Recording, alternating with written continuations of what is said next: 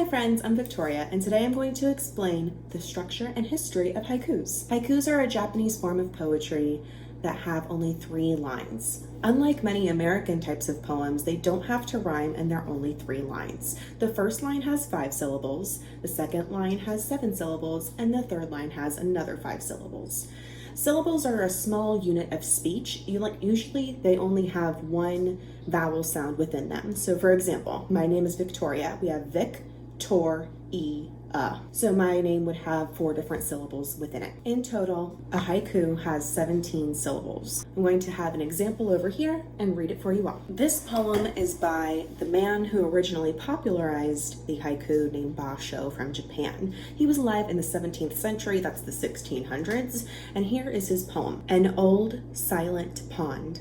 A frog jumps into the pond. Splash. Silence again. This poem had 3 lines and it also fit the structure of 5-7-5 that we were looking for. Let's go through the syllables of Bashō's poem. The first line reads, an old silent pond. We have an old silent pond. Those are 5 syllables that are present. And remember, a syllable should only have 1 vowel sound per unit. The second line should have 7 syllables, which it does. A frog jumps into the pond. Now we're going to go to the third line, which also has 5 syllables, similar to the first line. Splash, silence again. Bashō chose to give up his life as a samurai to become a dedicated poet.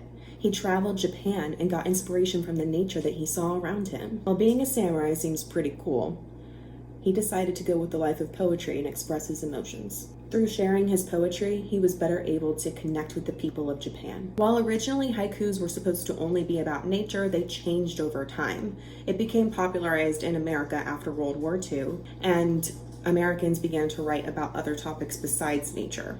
Now it can be about anything. Although the haiku was really short, it packs a lot of meaning into a very small amount of words. Bashō's goal was to take extraordinary meaning and make it condensed. So let's say we have this whole entire big book. He wanted to smush it down into the smallest amount of words that he could have.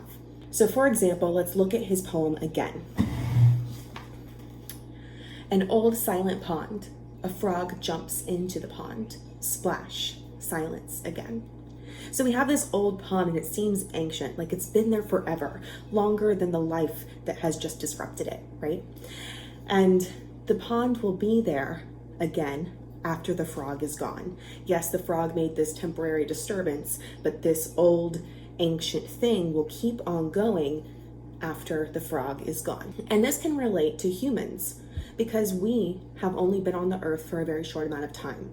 Humans have been around for thousands of years. The earth has been around for billions of years.